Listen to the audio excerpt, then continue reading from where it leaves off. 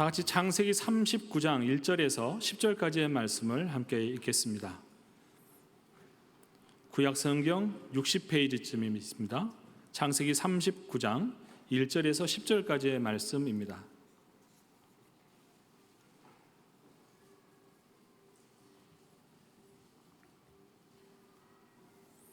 한 절씩 교독하시죠. 요셉이 이끌려 애굽에 내려가매 바로의 신하 친위 대장 애굽 사람 보디발이 그를 그리로 데려간 이스마엘 사람의 손에서 요셉을 산이라.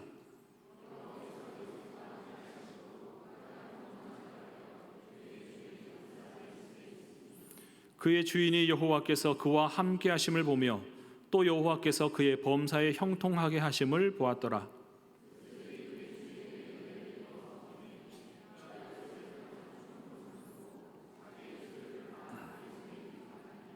그가 요셉에게 자기의 집과 그의 모든 소유물을 주관하게 한 때부터 여호와께서 요셉을 위하여 그 애굽 사람의 집에 복을 내리심으로 여호와의 복이 그의 집과 밭에 있는 모든 소유에 미친지라.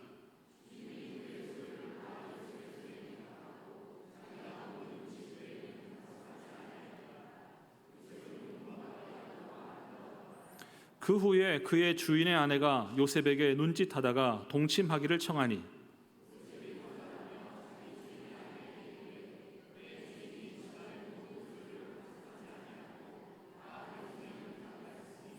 이 집에는 나보다 큰 이가 없으며 주인이 아무것도 내게 금하지 아니하였어도 금한 것은 당신뿐이니 당신은 그의 아내임이라. 그런즉 내가 어찌 이 큰 악을 행하여 하나님께 죄를 지으리이까. 여인이 날마다 요셉에게 청하였으나 요셉이 듣지 아니하여 동침하지 아니할 뿐더러 함께 있지도 아니하니라. 형통 하나님의 의식으로 가득한 삶이라는 제목으로 이장 목사님께서 말씀 전해 주시겠습니다.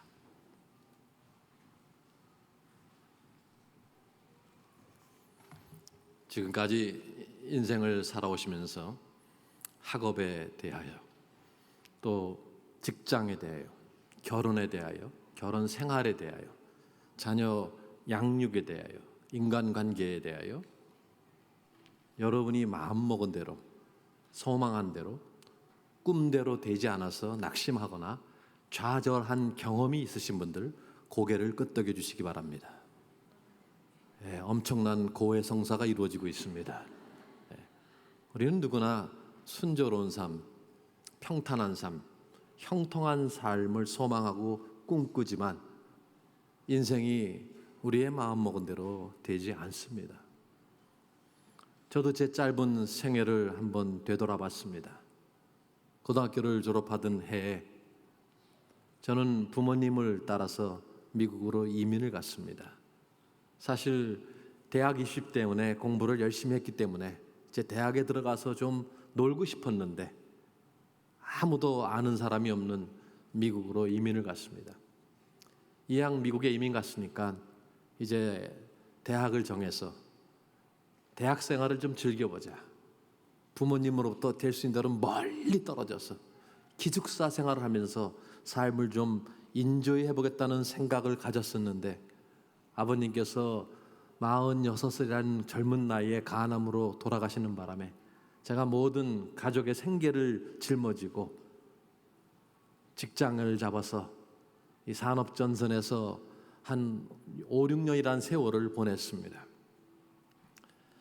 저희 가정이 그렇게 부유한 가정이 아니었기 때문에 경제적으로 항상 어려운 가정이었기 때문에 저는 공부를 하면은 비즈니스나 경영학을 해서 돈을 많이 벌어서 돈 하는 사람들 입에 콕콕콕콕 집어넣어주고 싶은 그러한 생각이 많았었는데 하나님께서는 저를 신학교로 인도하셨습니다. 신학교에서 열심히 공부했습니다. 신학교를 졸업하면서 제 꿈은 한 교회를 맡아서 담임 목사로 목회를 하는 것이 제 꿈이었었는데 신학교에서 만난 한 양승헌이라는 목사님 때문에 그분이 저에게 목회하지 말라고, 다른 사람이 목회하는 건 괜찮은데 당신이 한 교회를 맡아서 목회하는 것은 아주 이기적인 생각이라고, 당신은 많은 재능이 있기 때문에 기관을 만들어서 여러 교회를 도와주는 역할을 해야 된다고 얼마나 눈을 부릅뜨고 강하게 도전하시든지 그 도전에 찔려서 기도하다가 결국 저는 청빙받은 교회로 가지 못하고 정말 밑바닥부터 시작해서 기관을 설립해서 지금까지 25년 동안 그 기관을 섬기고 있습니다. 그것도 제가 뜻한 것이 아니었습니다. 결혼을 해서 아이를 한 명만 갖고 두 명을 입양하려는 계획을 세웠었는데 하나님은 그 한 명조차도 7년 후에 주셨고 그 후에 두 명을 연달아 주셔가지고 3명을 갖게 됐습니다. 제가 뜻하고 계획했던 것은 아니었습니다. 그런데 결혼 상대는 제가 마음먹은 대로, 제가 계획한 대로, 제가 원했던 상대와 결혼을 했습니다. 이제 저도 노후를 걱정해야 되니까 이런 멘트 정도는 한번 해야 될 것 같습니다. 지금까지의 60이 안 되는 이런 인생을 좀 제가 되돌아봤을 때 정말 제가 맘먹고 제가 소망하고 제가 계획했던 대로 된 일은 별로 없습니다. 환경과 상황이 받쳐주지 않을 때가 많습니다. 그럼 어떻게 됩니까? 신세 한탄을 하면서 불평하고 원망하고 낙심하고 좌절해야 됩니까? 성경에 아주 열악한 환경에 처해 있던 사람이 있었습니다. 그의 이름은 요셉입니다. 오늘 우리는 창세기 39장 1절부터 10절까지만 읽었지만 오늘 창세기 37장부터 50장까지 나오는 요셉 전체의 생애를 보면서 상황과 환경이 받쳐주지 않을 때 어떻게 살아야 되는가를 함께 묵상하고자 하는 것입니다. 요셉의 가정을 보면 가정이 굉장히 복잡했습니다. 요셉이 태어날 때부터 가정이 복잡했습니다. 요셉이 태어났을 때 아버지는 90이 넘었어요. 91세였습니다. 요셉에게는 4명의 엄마가 있었습니다. 라헬과 레아와 비라와 실바가 있었어요. 그 요셉에게는 나니까 10명의 형과 다말이라는 누나가 있었어요. 그리고 요셉의 친엄마는 자기의 동생 베냐민을 낳다가 죽었어요. 낳고서 죽었어요. 그러니까 요셉이 한 10살 때 죽었습니다. 자, 이런 환경이 어디 있습니까? 아버지는 아버지라고 할 수 없는 할아버지 같은 91세예요. 엄마는 4명이에요. 이복 형제들이 11명이나 있었던 그런 가정에서 태어났습니다. 그뿐 아니라 이 이복 형제들이 요셉을 못 살게 굴었어요. 요셉을 대할 때 늘 불평스럽게 친절한 말로 요셉을 대한 적이 없었습니다. 그뿐 아니라 요셉을 시기 질투했어요.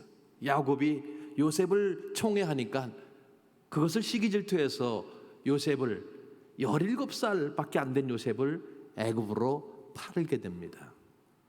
그래서 요셉은 가장 민감한 나이에 애굽으로 팔려갑니다. 애굽에 팔려가서 보디발이라는 청와대 경호실장 정도 되는 그런 직책에 있는 집에 들어가서 인정받고 열심히 일을 했습니다. 그런데 그 경호실장 와이프가 지속적으로 요셉에게 유혹의 손길을 뻗치고 결국 요셉은 억울하게 성희롱죄로 감옥에 들어가게 됩니다. 성희롱죄의 강간 미수범으로. 얼마나 억울한지 몰라요. 감옥에 들어가서 술장관이라는 그 사람의 꿈을 해석해줘서 그 사람이 감옥에서 풀려나고 아주 고위 관직에 오르지만 요셉을 기억하겠다 그랬는데 2년 동안이나 아무런 소식이 없어서 또 감옥에서 지냈습니다. 이 정도 되면 삶에 대해서 불평할 만합니다. 원망할 만합니다.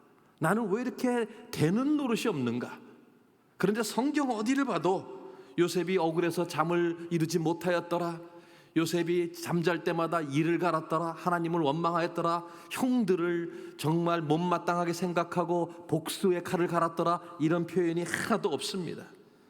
요셉의 상황과 환경은 최악이었습니다. 그러나 그의 삶은 무성한, 열매가 가득한 형통한 삶이었습니다. 여호와께서 그를 범사에 형통케 하셨더라, 창세기 39장 23절에 언급하고 있습니다. 요셉은 무성한 가지, 곧 샘 곁에 무성한 가지라, 그 가지가 담을 넘었도다. 창세기 49장 22절 말씀입니다. 요셉의 삶은 형통한 삶이었는데, 그럼 형통이 뭔가? 성경에서는 형통할 때 보통 성공 또는 번영으로 번역이 되나, 제가 형통이란 단어를 연구해 보니까 형통이란 단어가 나올 때는 하나님의 함께하심이 나오고, 형통이란 단어가 나올 때는 말씀에 대한 묵상과 말씀에 대한 순종이 나올 때 형통이란 단어가 나옵니다. 즉 형통한 삶이라는 것은 하나님이 함께하시고 내가 말씀으로 하나님과 교제하면서 하나님 의식으로 가득 찬 삶이 형통한 삶인데, 그 형통한 삶은 바로 하나님이 인정하시는 삶입니다. 그럼 우리는 이런 하나님이 인정하시는 하나님 의식으로 가득 찬 삶을 어떻게 살 수 있을까? 요셉의 삶을 통해서 세 가지의 원리를 배워보고자 합니다. 첫 번째, 요셉은 어떠한 상황과 환경 속에서도 맡겨진 일에 충성을 다했습니다. 요셉이 보디발의 집에 팔려갑니다. 17살의 나이에 그 집의 종이 되는 것입니다. 그런데 맡겨진 일에 충성을 다했기 때문에 보디발이 인정을 합니다. 그런데 그 전에 보면 하나님께서 함께 하시고 형통케 하셨다. 이것이 3절과 4절에 두 번이나 나옵니다. 하나님이 함께 하시고 요셉의 삶을 형통케 하셨다.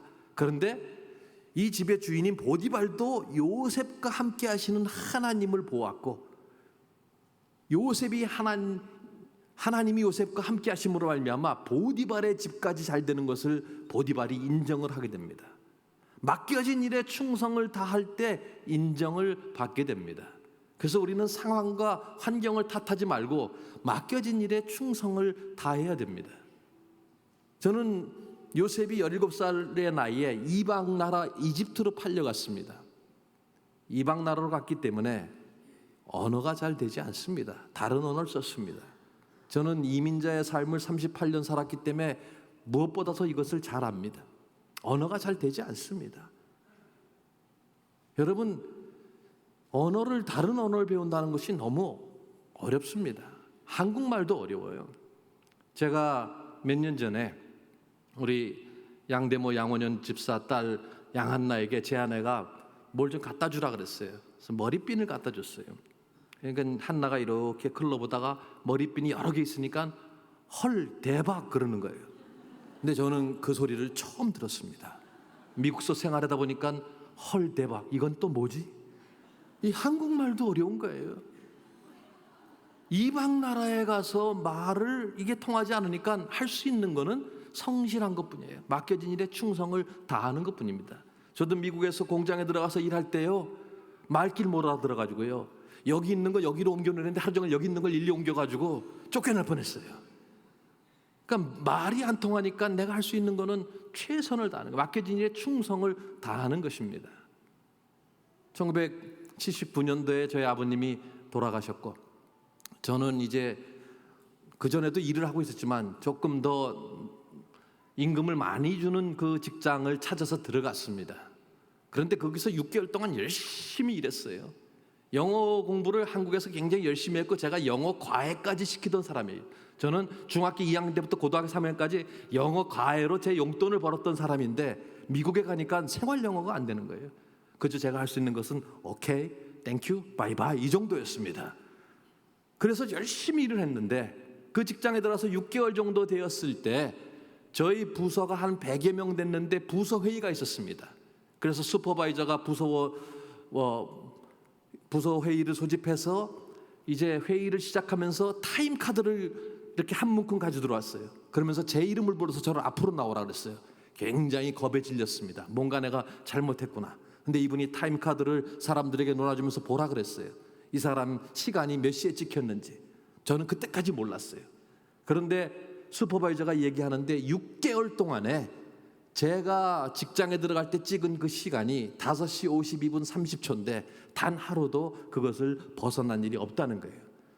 그러면서 슈퍼바이저가 내가 여기 30년 일했는데 이런 사람은 내가 처음 봤다. 그러면서 저에게 박수를 쳐주고 저에게 월급도 올려줬습니다. 자, 맨날 5시 52분 30초에 찍혔는데 제가 1초의 오차도 없었다는 말씀이 아니라 그 당시에 이 타임카드가 찍힐 때는 2분 30초의 오차가 있습니다. 5시 50분에 찍히고 52분 30초에 찍히고 5시 55분에 찍히는데 제 오차가 2분 30초 안에 있었다는 거예요. 그러니까 매일 6개월 동안 2분 30초를 벗어난 적이 없었다는 거예요. 저는 매일 똑같은 시간에 5시에 얼람 해놓고 일어나서 아침 잠깐 먹고 밖에 나가서 발동 걸고, 제가 이제 예수 믿은 지 한 2년 됐을 때입니다.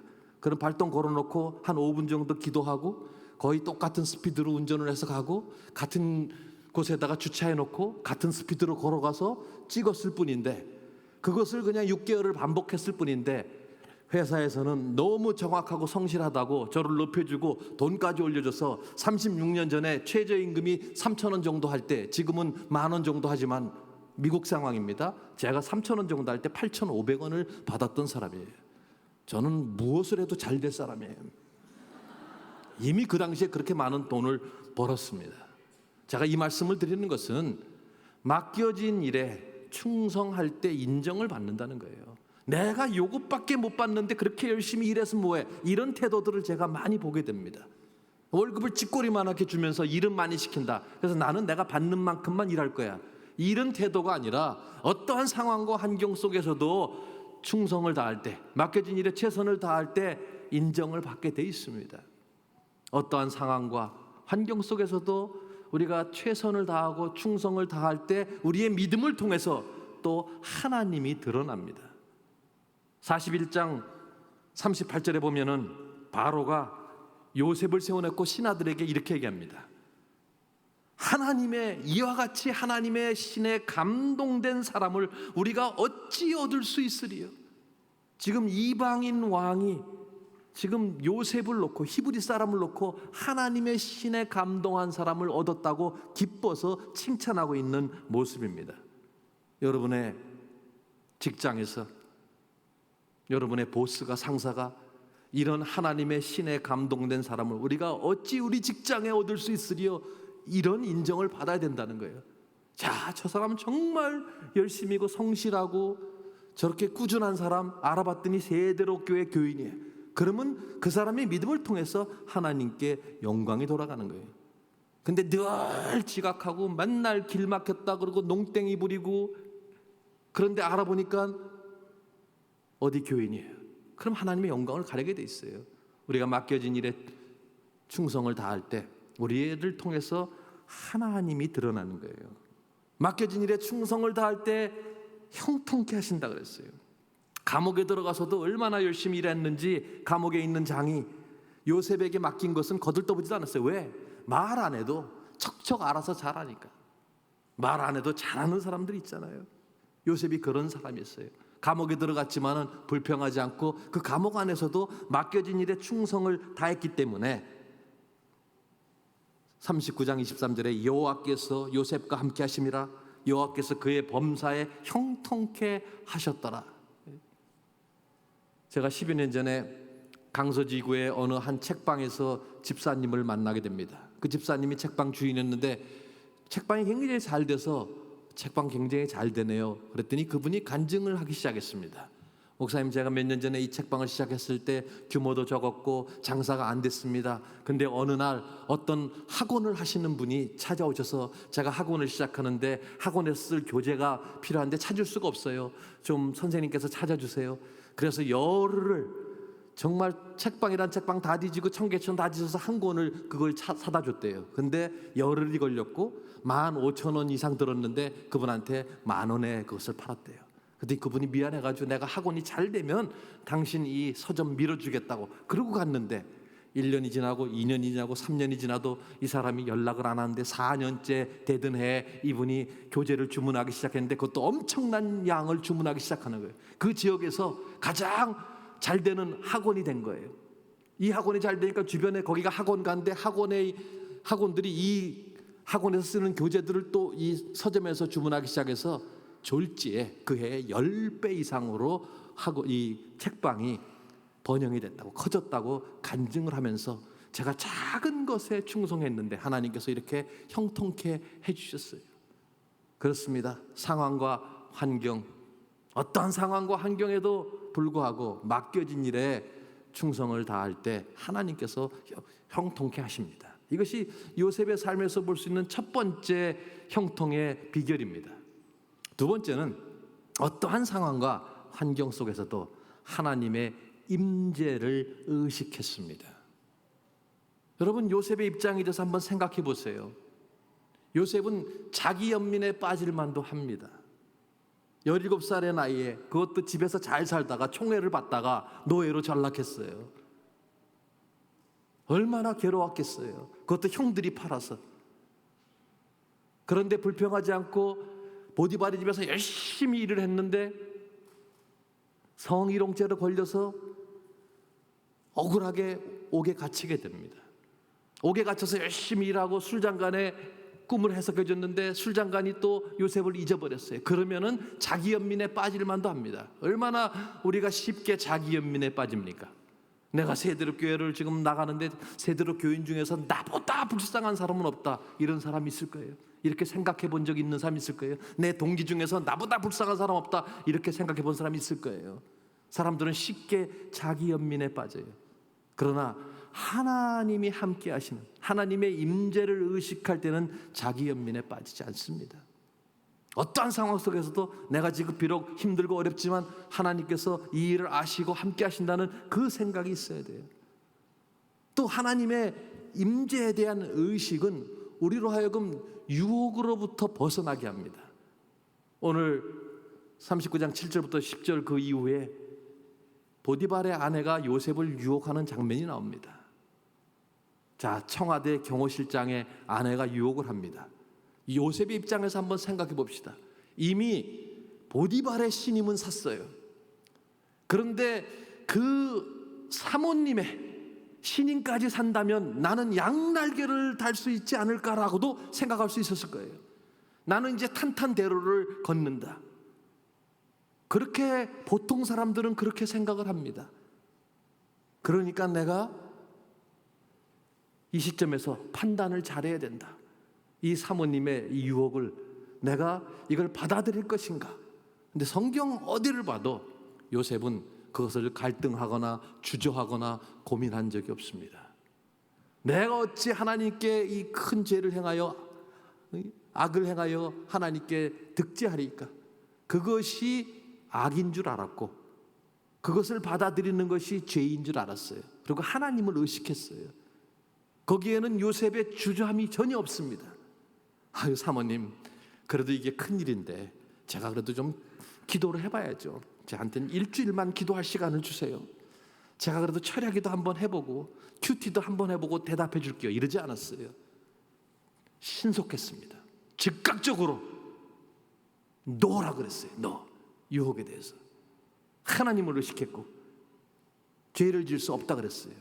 저는 이것을 가리켜 평소 실력이라고 합니다. 여러분 같으면 어떻게 하시겠어요? 주저하시겠어요? 묵상하시겠어요? 기도해 보겠어요? 생각할 시간을 달라 그러겠어요? 평소 실력이, 이런 평소 실력이 있어야 돼요. 죄에 대해서는 단호하게 죄라고 말할 수 있어야 되고 노라고 말할 수 있어야 돼요. 우린 주변에서 이런 말을 많이 들어요. 왜 이렇게 빡빡하게 살아? 예수 믿는다고 그렇게 빡빡하게 살면 안 돼. 좀 융통성 있게 살아야 돼. 그저 이런 상황 속에서 눈 딱 한 번만 감어. 그러면 사모님의 신이 물었잖아. 그런데 우리가 생각해야 될 것이 하나 더 있어요. 눈 한 번 딱 감았다가 다시는 못 뜰 수 있다는 거예요. 그렇죠? 청와대 경호실장한테 걸리면 거기서 그냥 끝나는 거예요. 아무도 안 보는데 뭐 어때? 이런 소리 많이 듣잖아요. 그리고 실제로 마귀는 우리에게 그런 음성을 들려줘요. 아무도 안 보는데. 아무도 안 봅니까? 제가 지난 토요일에 미국에 있었어요. LA 지역에서 맥도날드에서 커피를 시키는데 어떤 청년이 와서 목사님이시죠? 그러는 거예요. 예, 누구시죠? 저 세대로 교회 교인입니다. 휴가 온, 미국으로 휴가 간 거예요. 저는 몰라요, 그분은. 그분은 저를 아는 거예요. 왜? 제가 적어도 1년에 한 번씩 여기서 설교를 하니까. 근데 그게 맥도날드에서 커피를 시켰으니까 망정이지, 제가 바에서 맥주를 시켰다 그러면 이거 얼마나 큰일입니까? 에? 누군가 보고 있다는 거예요. 여러분, 제가 통계를 보니까요, 국가인권위원회 조사했는데 국가인권위원회가 있대요. 공공기관이 아닌 개인이 운영하는 CCTV에 수도권에서 우리의 의사와 상관없이 평균 83번 찍힌다고 합니다. 전국에 600만 대의 CCTV가 있고 거기다가 블랙박스까지 하면은 엄청나게 많은 CCTV가 우리가 모르는 사이에 우리를 찍고 있다는 거예요. 그런데 하나님의 CCTV를 생각해 보셨습니까? 하루 24시간 1440분 86,400초 동안 여러분의 일거수일투족을 찍고 계시는 것 아십니까? 우리의 모든 것이 찍힙니다. 옆 사람한테 한번 얘기하세요. 다 찍힌대요. 네?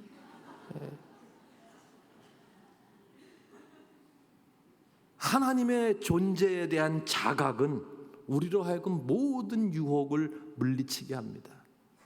하나님이 살아계시고 나와 함께 하신다는 그 생각이 있을 때 우리 함부로 죄를 못 져요. 함부로 남 험담하지 못해요. 함부로 거짓말하지 못해요. 함부로 성질 부리지 못합니다. 근데 그 의식이 없는 거예요. 어떤 상황과 환경 속에서도 하나님의 임재에 대한 의식이 있을 때 그 의식은 우리로 하여금 모든 유혹을 벗어나게 합니다. 자, 요셉은 어떤 상황과 환경 속에서도 맡겨진 일에 충성을 다했고, 요셉은 어떠한 상황과 환경 속에서도 하나님 임재에 대한 의식으로 가득 차 있었고, 세 번째 마지막으로 요셉은 어떠한 상황과 환경 속에서도 하나님의 주권을 믿었습니다. 요셉은 항상 하나님의 주권에 대한 이해가 있었고, 요셉의 삶의 중심 아래는 하나님의 주권이 자리 잡고 있었어요. 그런데 하나님의 주권에 대한 믿음은 우리를 겸손하게 합니다. 요셉의 삶을 보면요, 그가 다른 사람 앞에 자기 일을 통해서 이루신 일을 얘기할 때 꼭 하나님을 얘기합니다. 내가 아니라 하나님이. 그의 말의 주제가 내가 아니라 하나님이에요. 하나님이 이렇게 하셨습니다. 하나님이 당신들을 구원하려고 나를 보내셨습니다. 형들이 나를 팔아먹은 것이 아니라 하나님이 나를 보냈습니다. 죄의식으로 가득 차 있는 그 형들을 위안하려고 하나님을 얘기해요. 바로 앞에서 꿈을 해석할 때도 바로가 그 꿈에 굉장히 감동하잖아요. 하나님이 꿈을 해석해 주셨습니다. 애굽으로 팔려간 후에 나중에 자기 아버지 야곱과 상봉할 때 자기 아들들을 보여주면서 하나님이 주신 아들들입니다. 요셉이 이제 죽을 때가 됐을 때 그 형들한테 내 지위가 아니라 내 명예, 내 권력이, 내 돈이 아니라 하나님이 당신을 돌보아 주실 것입니다. 하나님으로 가득 찼어요. 하나님의 주권에 대한 믿음은 우리를 겸손하게 만들고, 또 하나님의 주권에 대한 믿음은 우리로 하여금 다른 사람들을 용서하게 만듭니다. 오늘 창세기 이 마지막 장 50장에 보면요, 형들에게 난관이 닥칩니다. 처음 요셉을 만났을 때 자기들이 팔아먹은 요셉이 애굽의 총리가 있을 때 벌벌벌 떨었지만 요셉이 그들을 해치지 않았습니다. 그래서 형들의 생각은 아버지 때문에 우리를 봐주는구나. 그런데 이제 아버지가 수십 년 후에 돌아가셨어요. 형들은 이제 두려움에 빠졌습니다. 요셉이 지금까지는 아버지 얼굴을 봐서 우리를 살려뒀지만 이제 아버지가 돌아가셨으니까 요셉이 우리를 해할 거다. 그래서 다 요셉 앞에 엎드려가지고 용서를 빕니다. 그때 요셉이 뭐라고 얘기합니까? 내가 어찌 하나님을 대신하리요? 무슨 말씀입니까? 하나님은 우리에게 보복할 어떠한 권한을 주시지 않았다는 거예요. 보복하는 거, 복수하는 건 하나님 손에 달렸다는 거예요. 그러니까 인간이 복수하겠다 그러는 거는 그것은 하나님 뜻이 아니라는 거예요. 내가 어찌 하나님을 대신하리까? 형들은 나를 해하려 했지만 하나님은 그것을 선으로 바꿔서 많은 민족들을 구원하게 하시려 했다고 요셉이 얘기합니다. 왜? 모든 것이 하나님의 손에 있다는, 하나님이 통치하신다는 그 주권을 믿었기 때문에 요셉은 형들도 용서하게 되는 겁니다. 지난 6월 17일 날 미국의 사우스캐롤라이나 샤를톤에서 교회에서 성경 공부하고 있던 9명이 인종 혐의자로 의해서 총으로 맞아 다 죽게 됩니다. 장례식이 있던 날 얼마나 많은 사람들이 울었는지 몰라요. 왜? 유가족들이 다 용서한다고 했어요. 용서한다고. 쉬운 일이 아니죠. 하나님의 주권에 대한 이해가 있을 때 우리는 다른 사람들을 용서하게 됩니다. 그래서 여러분에게 고통을 주는 사람이 주변에 있을지라도, 여러분에게 손해를 끼치는 사람이 있을지라도 하나님이 어떠한 뜻이 있어서 그분들을 옆에 두셨다고 생각해야 됩니다. 왜 하나님 저들을 걷어가 주시지 않으십니까? 저들을 멸하게 해주십시오. 이런 기도는 우리가 드릴 기도가 아닙니다. 우리가 할 수 있는 건 용서예요. 이 하나님의 주권에 대한 믿음은 고통의 목적까지도 깨닫게 해줍니다. 여러분, 요셉의 입장에서 생각해 보세요. 17살 때 이방 나라로 팔려가서 지금 요셉이 형들을 용서하고 있는 이 장면, 창세기 50장 20절, 이때 요셉의 나이는 57세입니다. 40년이라는 세월을 현재 애굽에서 사는 거예요. 물론 요셉은 더 살다가 죽지만 지금 이 마지막 장면이 57세인데 얼마나 고통스럽겠어요. 이방에서의 삶이. 보디발의 집에서도 힘들었죠. 감옥에서도 힘들었죠. 총리가 되기는 쉬웠을 것 같아요. 우리나라 총리가 지금 되는데 얼마나 오래 걸립니까? 같은 나라에서도 총리 한번 세우는데 반대가 많아요. 그런데 지금 이방 나라예요. 애굽에 히브리 사람이 왔어요. 히브리 사람이 총리가 될 때 얼마나 반대가 많았겠어요. 그리고 총리 노릇을 몇십 년 동안 하면서 얼마나 어려움이 많았겠어요. 요셉은 그 모든 그 고통, 하나님의 주권을 믿었기 때문에 고통의 목적을 이해했던 것입니다. 여러분, 우리가 인생을 살다 보면 이해가 안 되는 일이 많습니다. 왜 내 삶에 이러한 일이 일어나는가? 고통스러울 때가 굉장히 많습니다.